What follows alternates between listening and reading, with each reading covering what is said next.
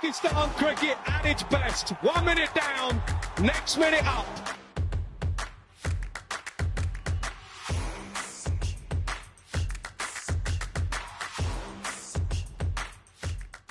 Thanks very much, everybody, for joining me once again. Delighted to be joined by one of our regular guests on PakPassion, former Pakistan wicketkeeper batter, esteemed career in domestic cricket, played in domestic cricket in Pakistan for many years. He's a level 4 ECB coach, PSL coach at Lahore Qalandars, coached all around the world. He's worked for the ECB, he's worked for Lancashire, and currently he's the head coach for Germany. Delighted to be joined once again by Atiq-uz-Zaman. Atiq, I hope you're doing well. I'm doing really well. How about you? Oh, good, thanks, Atiq. Let's talk about the Pakistan Test team to start off with, brother. Shan Masood removed as Test captain. Obviously, his individual performances haven't been great, and the team itself has lost a number of matches. His record was dismal, really, wasn't it? Fair enough to dismiss him? I think so. I think Pakistan Cricket Board has given him a very fair chance. Maybe you can say unfair chance because his performance as a captain wasn't great, even though his performance as a batsman wasn't great as well. So I was just wondering, the selection was also could take under consideration because he has not done well. Never mind. Shan Masood is a very good person. Is a good player, but he could not deliver. So obviously, it's a performance sport. If you don't perform, you have to move on, and you have to find somebody else who can actually take the team forward. Is it a case of easing him gently, so not just dropping him as captain and dropping him from the team, so give him that like double hammer almost? They've removed him as captain, but kept him in the squad. Look, yeah, there's a possibility for that, and I think if PCB thought that way, is a really good way of thinking because you cannot just give double hammer to anybody in this part, and especially they contributed a lot as a captain, taking the captaincy role and trying to take the team forward. It is a big challenge in Pakistan cricket, and what's the politics in. Goes on in Pakistan cricket, and being a captain for that long and taking that responsibility is a challenge, and Shan Masood took it, and he could not deliver. That's his bad luck. But I think, I rate him as a captain quite well because I saw him captaining in domestic cricket. He's a good leader. But I think it might help him to perform better in his own way, because we want Shan Masood to perform with the bat as well. Because he bats number 3 or open in a very key situation, and his runs are really valuable for Pakistan. So hopefully the pressure will be less on his shoulders, and he will perform well as a batter. Pakistan's replacement as the red ball Test captain is Babar Azam. Now, some people are surprised that he's being recalled. Many feel that he was sort of the next man in line, really. He was the only option. I think, Sajid, you know that in Pakistan, how much the captaincy means to play in a selfish way, because, you get all those in more bigger and stuff like that. And everybody wants to be a captain of Pakistan cricket team, but I don't want to criticize Babar. We done in last few years just talk about Babar. But I just want to know on what ground he's become a captain again, especially for the Test team. He's been playing in domestic cricket, and what domestic team he's been, like a leader or captain for in domestic cricket. I have not seen Babar as a captain anywhere in domestic. I hardly seen Babar playing any first-class cricket in Pakistan. So on what ground that decision has been taken? So I don't know. PCB, you can expect PCB to make those sort of decisions where 99% people are disagree with them, and only 1% who works with PCB and selector, they have their own logic. So hopefully it works for Pakistan. But if I am Babar Azam, I will never accept that, because you have not seen or witnessed Virat Kohli taking the captaincy back once he retired from captaincy, or any big player when they retire from captaincy or they leave captaincy and they can come back and be a captain again. It never happened. It only happens in Pakistan. I think it's one of those situations, I think, where there were no real other options, and they've literally gone with that begging bowl to Babar and said, Babar bhai, help us out here. You're our only option. I remember a time when Pakistan would have 9-10 options as the Test captain. These days, if you look at the squad, there's hardly any options. I think we should look for a long-term option. Yeah, I thought when Saud Shakil cemented his place in Pakistan cricket team, and I thought he's got an ability to be a leader. He's got an ability to be a captain in future. Now his own selection is under jeopardy, and then I don't know if he's going to be a part of playing 11 or not. But I think Saud Shakil has that kind of ability. He could have become PCB could have seen him as a long-term option, or if they wanted a short-term option, so maybe they could carry on with Aga Salman if he's a white ball coach. So what's the problem keeping him in the red ball coach as well? So Babar, I hopefully Babar does well for Pakistan, but I have not seen Babar being a captain in domestic cricket. Even when Babar was playing in Suigas, when we had Fawad Alam and Umar Amin wasn't available, Babar was playing for us. I have made Asif Zakir as a captain because I wanted Babar to just freely go on bat the way he bats, and don't want to give him any type of different things what he has not done previously in his career. So it's a gamble. I hope this gamble paid off, and I can wish him best of luck for future. But I don't understand that process of appointing the captain.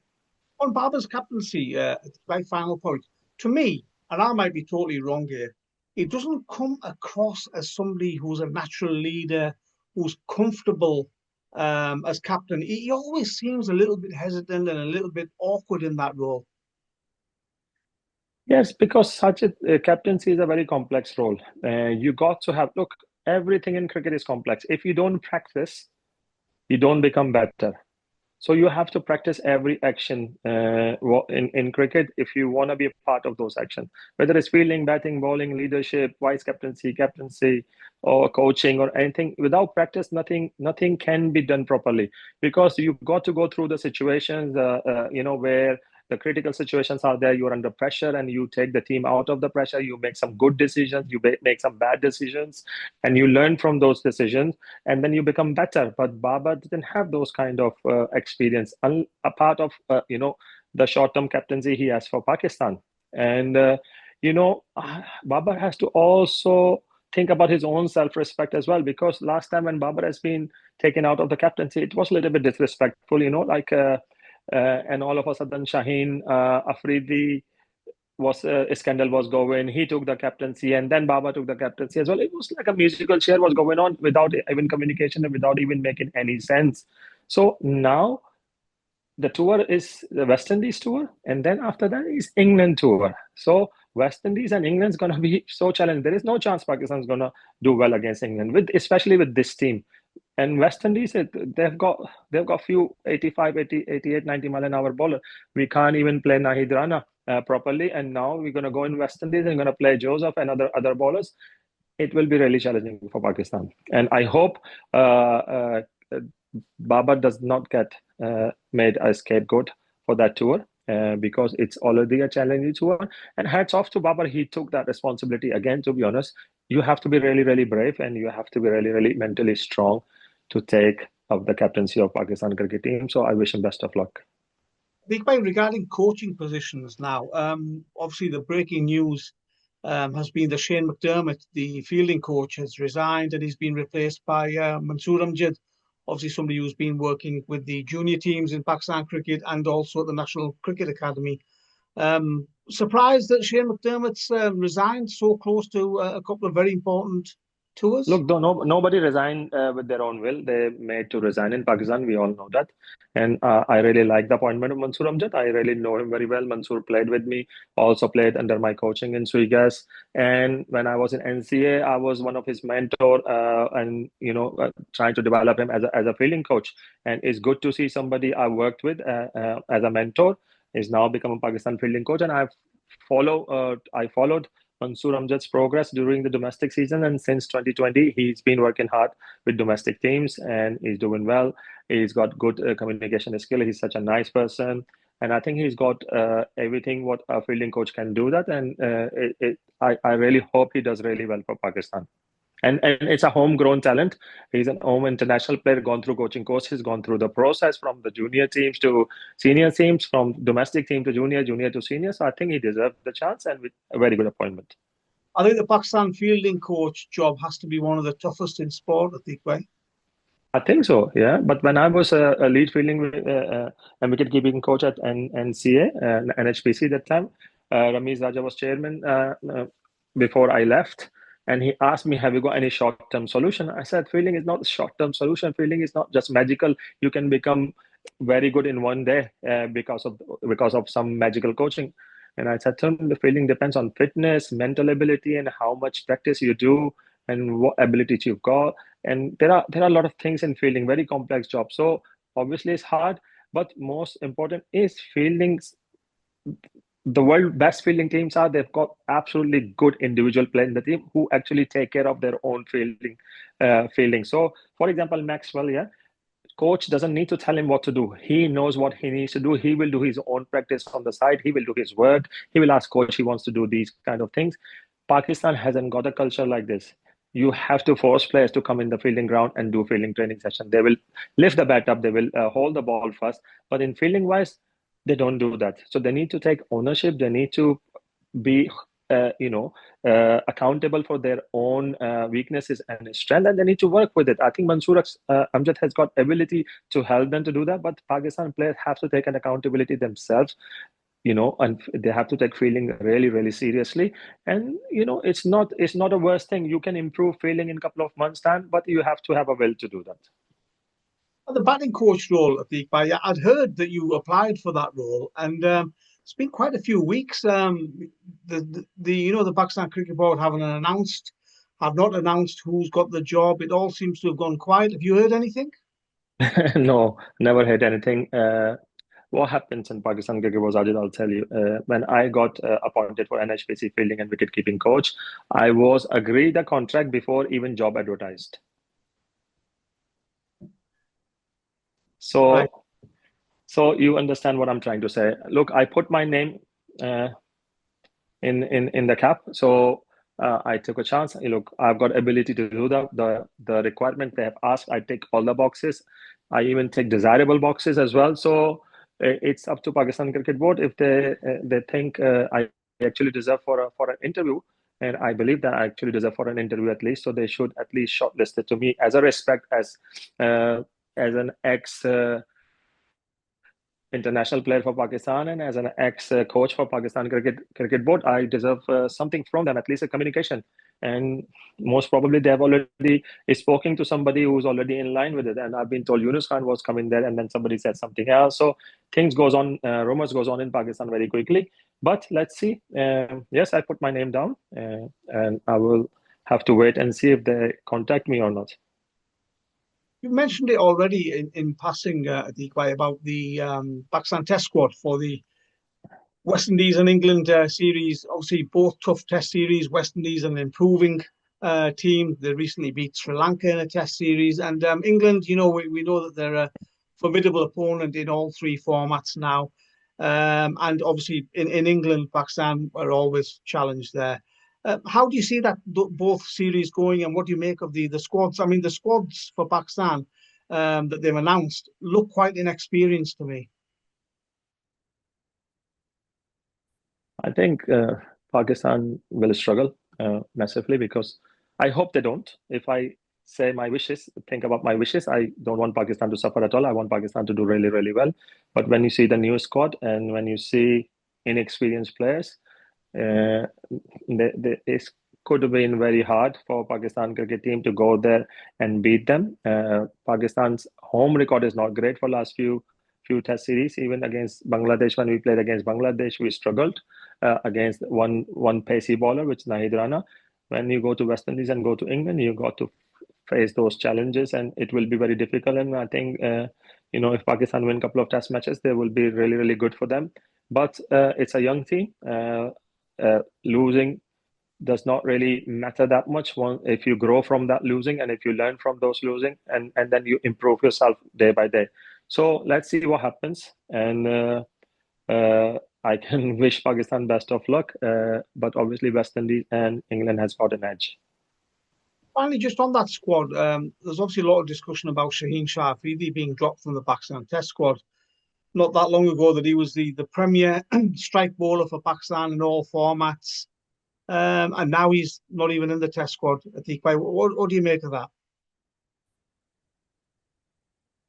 I think Shaheen Afridi is not fit for Test cricket. Same as Naseem Shah, and you know you got to be able to bowl three spells in the same pace.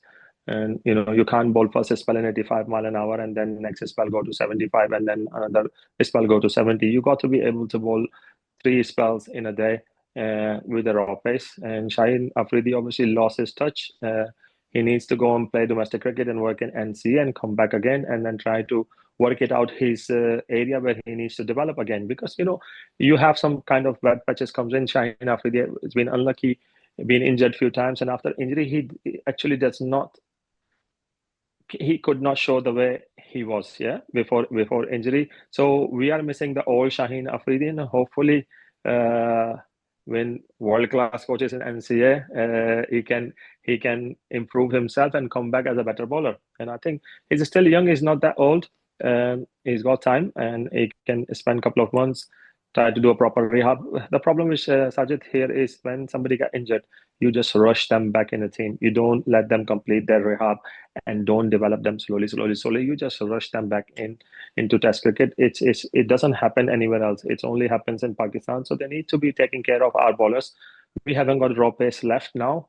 The raw pace we have got, they're all in the domestic cricket circuit, but they're not even near to Pakistan cricket circuit. To be honest, I am very surprised not to see Hasnan or Musa Khan or Shahnawaz Dahani, who are prime domestic bowlers who keep performing in domestic cricket and they can't make their places in Pakistan cricket team. I think Shahnawaz Dahani is very unlucky. Nobody talks about him. I've seen one of the fittest guy in fast bowling. It's him. He's flexible. His strength is amazing. He's got a passion. He runs in and bowls exactly in the same pace, and he can bowl 3-4 overs. He can bowl whole session if if you use him to. So these kind of bowlers need to be in Pakistan domestic Pakistan national team rather than you just let them play in domestic cricket. So why what's his name, Muhammad Ali performs because he's a prime first class bowler. Why Abbas comes to perform? He's a prime county bowler. He performs well in county. He plays for their cricket. Their muscle has been developed. Their muscle memory has been developed, and they've got ability to deliver in for their cricket about 2 or 3 spells. But other bowlers. They know. Ubaid Shah, on what base? Ubaid Shah is on the Test squad. How many wickets he's got in first class cricket? What did he do? He's a good bowler. Yeah, I agree. He's a good bowler, but he's only shine in PSL. And PSL, you can't pick the players in the Test team on the basis of PSL. So I don't understand that. Yeah, a couple of batsmen there who score 600 runs, they are in the team. And people who score 800-900 runs in domestic cricket, they are not in the team. So we need to justify sometime. These players are selected on what basis. So I hope everybody get chances and they perform for Pakistan. I wish them all the best. But our selection criteria is really biased most of the time, and sometimes just people seeing a dream about one guy and they are in the squad next day. So we have to change our mentality. They talk about data-driven mentality. We've got data-driven. What kind of data? What software? I want to see that software which just give them the top 15 players every time. So if you got a software, some magical software like this, so put the selection committee on the side. Just use the software and software give you 15 players and announce the team. Why are you paying heavy salary to the selectors? Yeah. And I hate some, director of cricket was talking about, this is now people don't go in the ground and watch them play. We are data driven and blah, blah, blah, blah. Look, England, I'm a scout of England here. When I was a scout for England national team as a batting scout, we had about 20 odd scouts who were going all country watching every domestic game. Do you think England ECB has got so much money to waste? Obviously, they've got research done and they know the value of scouts. They know the value of knowledge they deliver during their reports, and their report is so reliable for their selectors to pick some players from them. So Pakistan hasn't got a scouting system. They don't go on the ground and watch them. For example, if somebody took 5 wickets in first spell and he ended up 5 wickets in whole game. So second spell, what did he do? How did he bowl? What was his fatigue level? How did he perform in fielding after bowling 2 or 3 spells? These kind of things are missing in Pakistan selection. I think we need to think about. I request chairman to think about it. All the countries, all the top teams in the world has got a scouting system. We should bring those scouting system. All the Test cricketers who are just chatting on the TV channel and talking rubbish about Pakistan cricket team and selection. Bring them. Bring them, make them scouts, and tell them to go and watch the place and provide us the report to the selectors, and then select. It's up to the selectors what they pick. As many reports as you got, as much data as you got. Not just data from the computer. You got to have subjective data as well, Sajid. Subjective data is so important as well as objective data. Sometimes you score 500 in a season against a weak side on the batting track, and out of 5 you lost 4 games. So these hundreds doesn't mean anything to me. Maybe somebody scored 50 and won the game on the grassy wicket against the top bowling side, but you missed out on that. Data does not tell you the information. Subjective information by the scout will tell you the information. Yeah, I give you example. One day I saw Josh Bohannon scoring 175 runs. I did not put a good report. So Marcus Trescothick, who is the batting coach of England, he phoned me next day and he said, "I think he scored 175 and you weren't impressed with him." I said to him one word. I said, "Marcus, the team he scored against, the bowling side was very poor and his spinner was bowling against Gloucestershire. Yeah. And mid-on, mid-off was stayed inside the circle all day. If it's a Pakistani batsman or Asian batsman, mid-on, mid-off would not stay more than 1 hour, because we will go down the wicket and hit over the head of those fielders and will make them go backward." Yeah. But he didn't do that. He was getting short balls in every over, and he was hitting boundaries. He did not put any bowler under pressure. If you're going to select him against India, do you think Ashwin's going to give you those bad balls? What he's got it from other bowlers in Gloucestershire? It's not. He needs to make good balls into the bad balls. He needs to make calculated risks, use his feet. He did not use it. So that's why I didn't like his 174. And seriously, it worked really, really well. Next year, George Bohannon, I saw him again, and he started using his feet, because all the feedback from the scouts going to the county coaches work with him. And I saw different George Bohannon. Pakistan, we haven't got that system. We haven't got that system. We don't see players grow. Players grow themselves. Coaches help them to ruin their cricket rather than help them to improve their cricket. And this is really, really bad in Pakistan. So I really wish one day Pakistan will have a solid scouting system and all the scouts will be working hard, all the ex-players. I think scouting, you don't need to have a qualification. You need to have good eye and you need to have good understanding of the game. And all the ex-players who asking for roles as a coach, they should go and do scouting rather than coaching, because coaching is a complex job. You need to learn coaching. And in scouting, you've got eyes. You've been doing that all your life. So you can go and help Pakistan Cricket Board that way. Atiq, always a pleasure hearing your views, and it's a busy few months coming up for Pakistan cricket, so I'm sure we'll catch up in due course after the West Indies and probably during the England series. Many thanks for your time.